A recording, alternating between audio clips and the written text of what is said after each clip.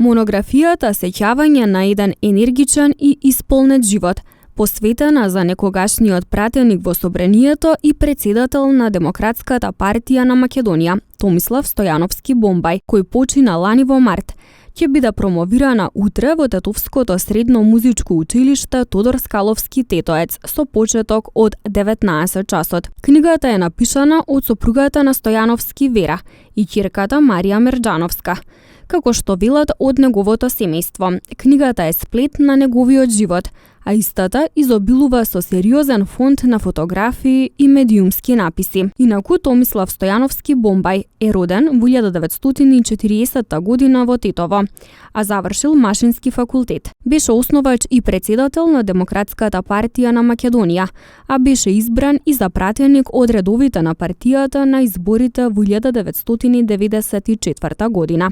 Во Тетово Стојановски беше познат и како долгогодишен директор на Средното земјоделско училиште Моша Пијаде во Тетово.